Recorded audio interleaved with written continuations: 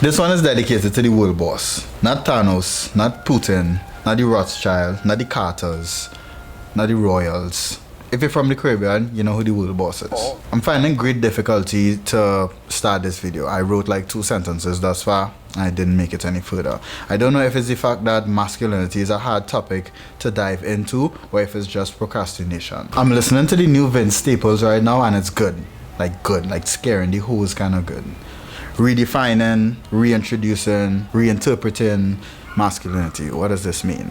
Well, my first idea, or like my first introduction to like widening my view of masculinity was television. It was WWE niggas, Edge, it was Dennis Rodman, it was Rikishi wrestling that fat batty on grown men. Like I would just see him bouncing in the ring, wrestling that wagon in a man's face and then twerking, and then the inner Dr. Evil, the inner Buju Banton grew in me. As the Caribbean man that I am. I've always been skeptical or like very cautious to address or like touch on the topic of like masculinity because I'm a Caribbean man and I promise you, you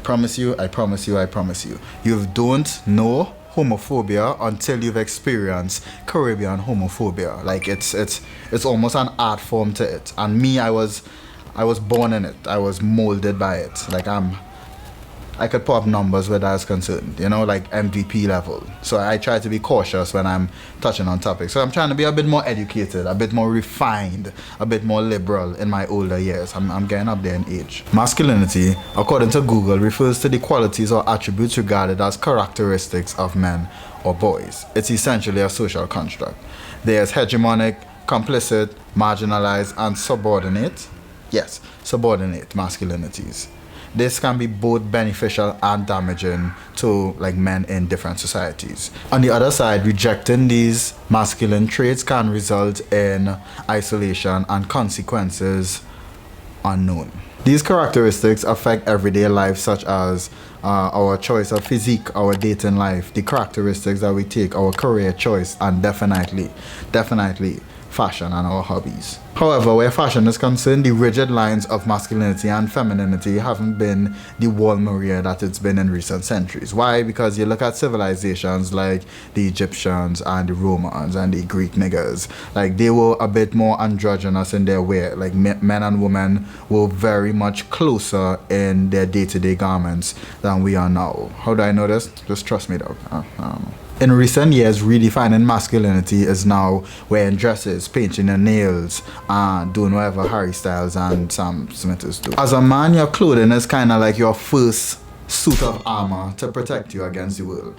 As in, like, it shields off any attacks on your personality, on your character, on your manhood, based on what you're wearing. I want to particularly talk about Cameron for a little bit. Like New York rapper Cameron. I just want to touch on how he redefined masculinity in his own way. Like you see in this grimy New York Harlem nigga in a full pink suit, pink fur, pink fuzz, pink silk lining in the hood, like a pink phone, pink shoes, pink sweatsuit. Like he was just full pinked out. And I want to read you some of his lines. Baby boy, go hire a squadron. My crib got more poles than a fire department. I live in a zoo. I run scandals with savages. I jerk off till I bust blood. This is Cameron. This is peak redefining masculinity, if you ask me. I like this. And it wasn't flamboyant. He wasn't tapping into redefining masculinity by being feminine or like not being true to himself. I really do believe that if the topic of redefining masculinity comes about and the first solution that you go to is being more feminine in nature or taking up more flamboyant characteristics, that's lazy. That's the laziest way to address redefining masculinity. And I'll stand on that hill right now. I could be wrong, but right now I'm standing on it. Right. Bianca Saunders. In my research, I read that Bianca Saunders came from Jamaican background. And this raised a few questions and a few topics that I want to kind of touch on. The first one is, I know 100% she has like a thesaurus, a slew of homophobic terms that she could just fire at will. Like she knows all of them. She knows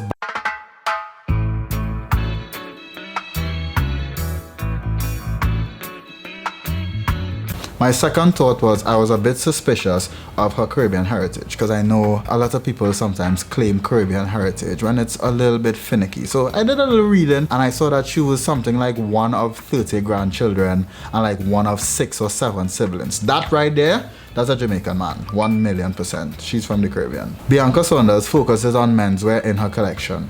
According to her, addressing the tensions between traditional and modernity, between masculine and the feminine, I'm gonna dive into the topic of redefining masculinity, and I'm gonna divide it into philosophy, influence, and technique. So, the main question of the video: how do you redefine masculinity? There's more to black masculinity than wearing pink. I can't remember who said it. It's either Bianca Saunders or like one of her photographers. I'll remember one offhand. A driving factor to what surrounds her entire brand came from a radio show she was listening to called Talking Men's Club, an NTS radio series that brought up topics of masculinity to the forefront that typically happen in niche, comfortable surroundings like the barbershop, home by your boys, the bar, etc., etc., etc.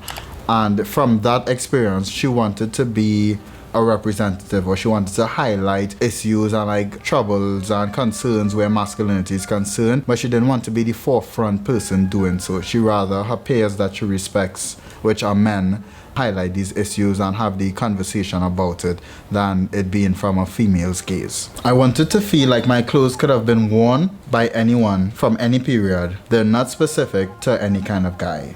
Timeless. Timeless. Timeless.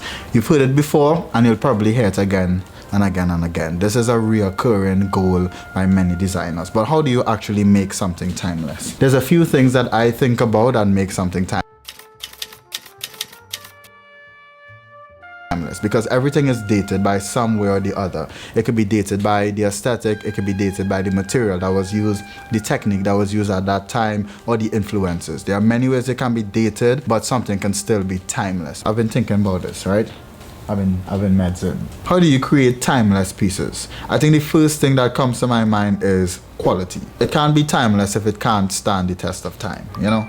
Like, if 5 washes in and it's wrinkly and like the neckline is looking like the bunda of like a 75-year-old, then it's not gonna work. You need quality pieces that could last a very long time. That's how it can actually be timeless. I think the second thing is that line between experimentation and classic pieces, because classic pieces are here now and be here forever. However, that doesn't mean that it gets the recognition and like the acknowledgement of timeless. I feel like there's a thin line of like being timeless and being boring. So like you can be too timeless that you end up creating something that's boring. Great example. You see someone in slim trousers, white sneakers, black tee, and a chronograph watch. This is like a decent outfit. It's fine.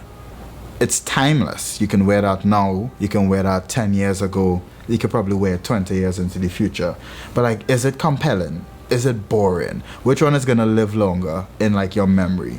That outfit or the guy with the True Religion oversized pants, pink Decepticon Crocs, and like a fishnet top? You know what I mean? You know, like there's one that will live longer in your mind and the other that is just accepted as like a, I don't want to say NPC, but like a very standard uniform. Saunders believes that menswear has a lot more boundaries to break in comparison to women's wear, which is why she feels passionate about pushing at the comfort and restrictive barriers of menswear by making the familiar unfamiliar. When I hear that, I imagine taking ideas and images that are already accepted within menswear and using those as starting points to alter the way in which clothes are seen and worn, taking traditional items and adding her subtle designs, playing with textures and proportions. She has done it with shirts, denim jackets, trousers, shorts. I was looking at photos of my family my mom took while she was in Jamaica, age 18. The colors in the photos and how the style was in between casual and tailored. Like many of us, influences that shape us today started sometime before we can remember. She recalled growing up observing her dad purchase quality clothing, his style playing a large influence on her early understanding of fashion. The other men in her family played a big part too, and she also made reference to persons like Prince, Lorna Simpson, Frank Ocean, Jonathan Anderson, Craig Green, a short list of artists that influenced her in a multitude of ways. And I always loved this aspect of learning about a designer, which is the influence, and seeing how multifaceted or like different art forms can influence one on a particular design. So you can be a fashion designer but get influence from a musician. You can get influence from an architect. You can get influence from an artisan. Like the list goes on. And I like how all of that creates the story of who the designer is. It kind of encapsulates all the elements that may be on the garments themselves or might just fill up the ethos of the brand. As she said, we were taught to create our world outside of fashion and work with people at the opposite end of creativity. This is how we expand and grow what fashion is and how far you can inspire people. She references the effortlessness of English style and fashion, and she also references the effort that her Jamaican family puts towards creating a fit and dressing their best to any event. It could be as casual as a family gathering or as important as a wedding. And me, being a Caribbean man, I've said this about 100 times now, I could definitely co-sign this. Like, older Caribbean men, they step out in a fit.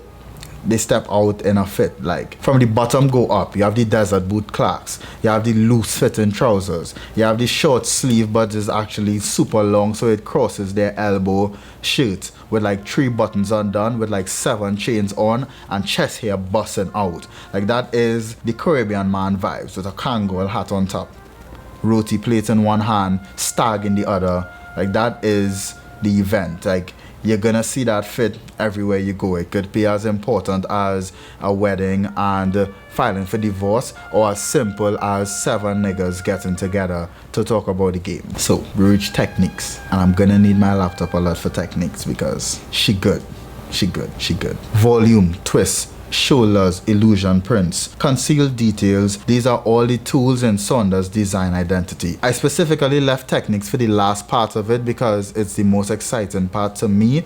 It's also the deepest part that ties in the philosophy and the influence. You need the first 2 to make the last one make the most sense. Touching on the philosophy, making familiar unfamiliar. We have Spring Summer 2023 titled Hard Food. Hard food is what we call in the Caribbean provision. Provision is very starchy foods that are initially very solid and stiff before cooking, but very soft and edible after preparations. These are your cassavas, these are your dashings, your plantains, your potato, your eddos. Those are what we call provisions, and that is what she refers to as hard food. She took this idea and she implemented it into clothes. So her clothing in this collection had a lot of contrasting or varying textures. On one side it would be a bit more abrasive or stiff, on the other side it's soft and maybe a bit fuzzy. She played with leathers, satins, cotton, twill, drill, denim. Most pieces possess a combination of these textures, and I want to talk about my favorite looks from the collection. I want to talk about look number 1, 2, special mentions. I'm going to give special mentions to my favorite looks from the collections. We have number 1, 2, 7, 9, 32, 33, 34. We also saw the return of illusion prints, and you're gonna ask yourself, what is illusion prints? We haven't spoken about that yet. We're gonna go into illusion prints now. Autumn winter 2022, a stretch. Experimentation in cuts, 3-dimensional imagery, illusion prints and movement in clothing. This collection was an important one for Saunders, a Broadway to the pieces that she had collected throughout her years of designing. The elements listed above consolidated the language of her brand that she has built from the very first one with personal politics to where she is at right now. Illusion prints creates a visual effect, often sometimes 3D or just shapes the silhouette of the body. My first introduction to illusion prints was a pencil case. I was in like standard 1 and there was like a gunman. The name of it was Gunman. It was like a military man with like a gun in his hand, and when you shift it a little bit he'd be like blasting, pause, and then when you shift it again he wouldn't be blasting anymore, pause. I liked it a lot. As I kind of touched on before, Saunders used illusion prints to alter the silhouette of the body without actually impacting the fabric itself.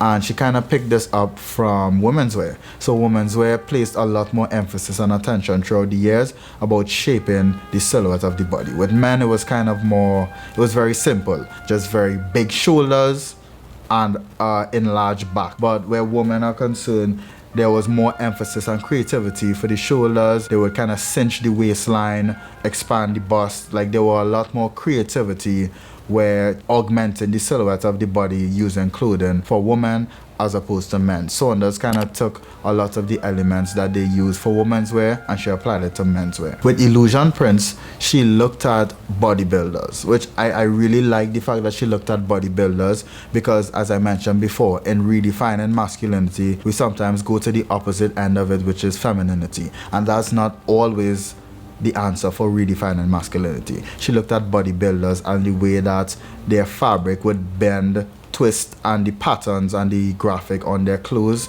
would expand, cinch, twist because of their body. And she took those elements and applied it to her clothes before it was actually worn. So it looked like it was worn by a bodybuilder already. And then she would put it on like regular men and you would see how it would impact the silhouette of their body just by the graphic of it. It was very, very interesting. Favorite looks are 1, 2, 3, 4, 10, 13, 18, 18, 20, 22, 28. Spring Summer 2022, title Henchman. Saunders has a jacket. It's a tailored jacket with rounded shoulders that she achieved by not padding but adding darts to the top of the sleeve head following the line of the shoulder seam.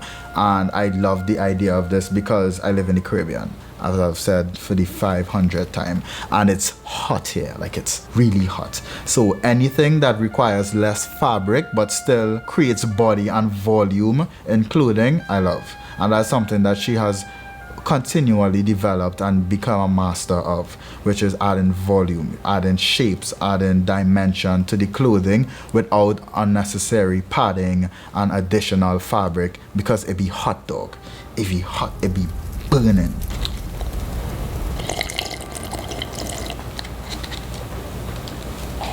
Autumn Winter 2021. I lied earlier. I said Hard Food was my favorite collection. I think this is my favorite collection. Throughout these collections, don't look at me like that. Throughout these collections, there has been a multidisciplinary practice of including other art forms within the releasing of her garments. She referenced influence from Man Ray photography and stretch fabric imagery from Erwin Warham. The collection is a banger, like an absolute banger. I couldn't believe. I could.